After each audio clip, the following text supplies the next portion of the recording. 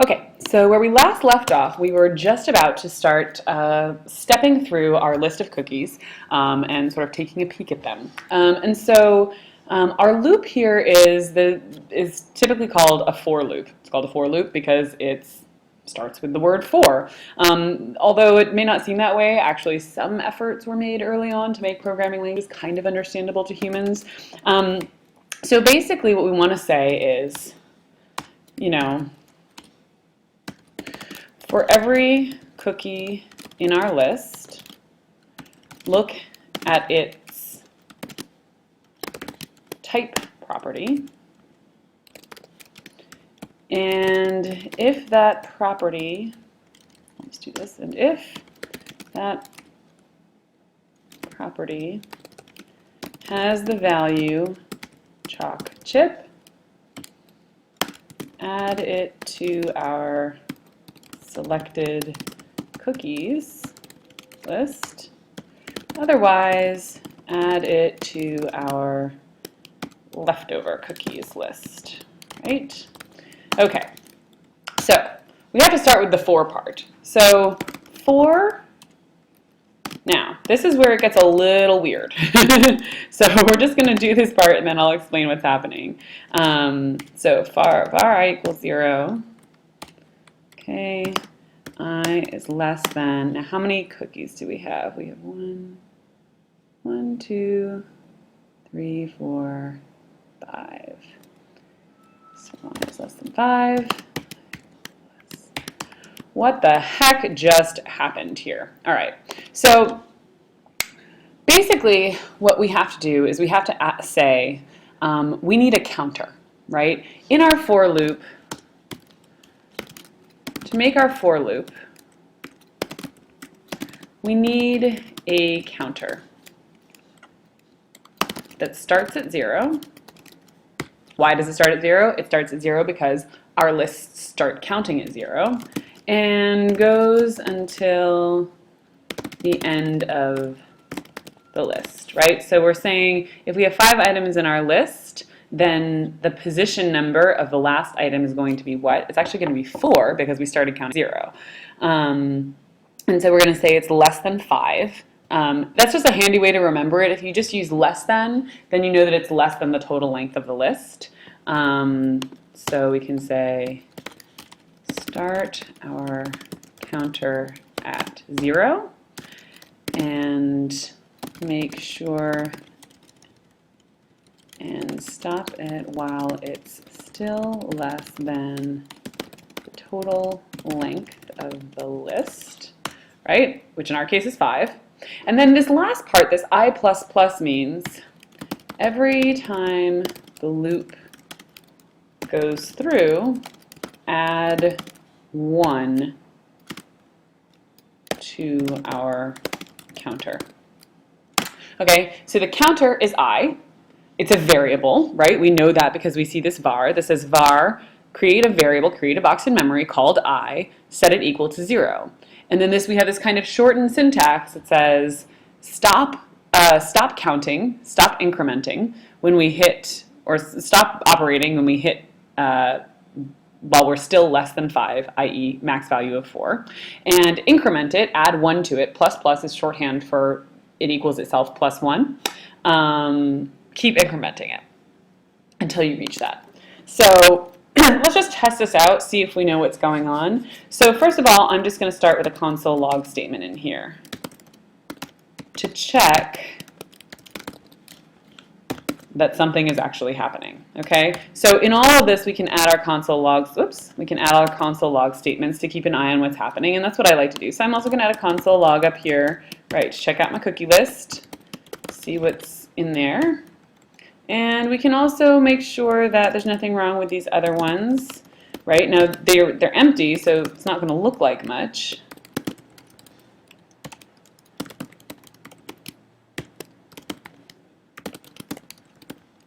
Okay, and there we go.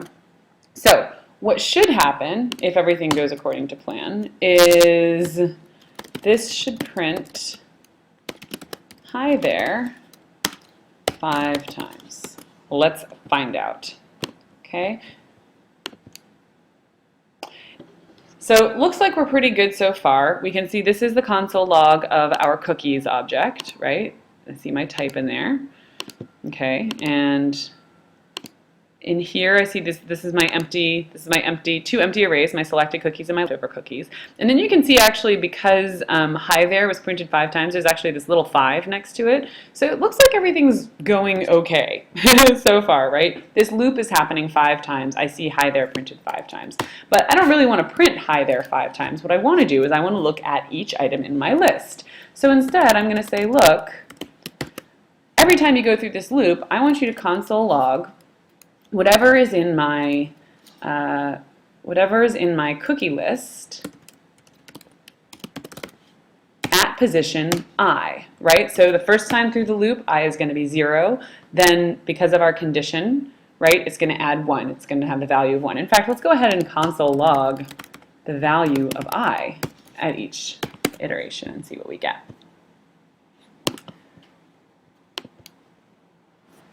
Look at that, right? So we can see right here, I starts at 0, 1, 2, 3, 4, as we asked. And when we ask for the object that's in position I of our cookies array, we see that it has, the types that we expected, or it matches what we created. So that's great. Now, hopefully we all remember how to actually get at that type. Instead of listing just the object, we could actually just say, right, we can use that dot property, right? So because I've used that box, actually I'm not going to do that. What I'm going to do is I'm going to create a separate variable, and I'm going to say, look, current cookie, okay? I'm going to set it equal to, so I'm creating another little box in memory, right? Now I'm putting in there something that I already have in another place, but that's okay. I just like this because it's a handy way to keep track of it, and because creating variables this way and labeling them descriptively, like this is the current cookie that I'm looking at, is helpful for, helps me keep in mind what actually is happening in my program. So now I'm going to change this to current cookie, and we'll see that the same thing happens, right? We get the same output because they're equivalent, they're the same thing. Now, if I wanted to look at the type, right, we use that dot syntax. So current cookie is an object. We know that it has a property called type, so we're going to use that dot type syntax. And this should just print out whatever is in this label. So we have now a method for looping through every item in our list and looking at its type, which was the first thing that we wanted to do. And now we want to check and see if that type matches the one that we're interested in. And this is where our conditional comes in. So our conditional is going to say if type matches, if type, right, is chalk chip, add this object to selected cookies, otherwise add it to leftover cookies. Okay? So fortunately, again here, the syntax is reasonably sensible. We say if, right, current cookie dot type. Now, how do we say is the same as? Okay, the syntax for is the same as in code is a double equals sign, okay? That's how we compare two things. If we had just a single equals, that would say make the cookie type be whatever I say next, right? So the double equals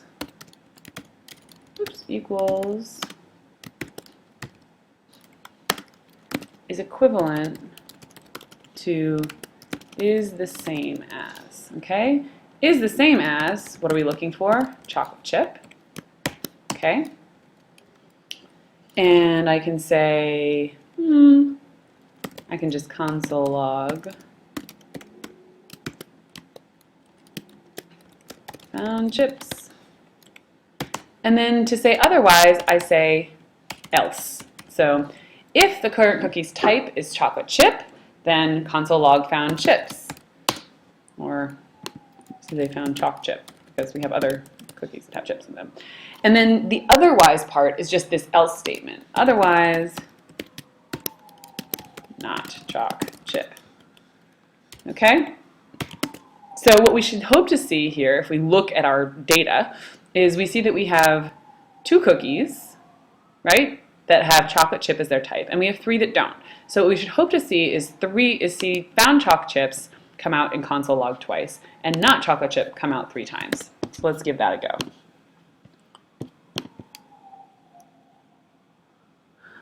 So yeah, so we've even gotten a little bit more detail here. We see that the first one, right, has a type of chocolate chip, and we do get the message found chocolate chips. Oatmeal raisin, not chocolate chips. Chocolate chip is not chocolate chip. Windsor is not chocolate chip. And then the last one is, right? So we're pretty confident at this point that our comparison function, our conditional function, conditional structure, which is this if-else, is working properly. So now all we have to do is add the correct element to the appropriate list. And so in this case, it's going to be, if it does have chocolate chips, I'm going to say selected cookies dot push. Now again, push is one of these built-in functions. If you have a list, there are certain things it already knows how to do, and one of the things it knows how to do is add things to that list. And so the name of that function is called push, and we're just going to say, great, go ahead and put that cookie on there. And if not, I'm going to say I want to put it into the leftover cookies list.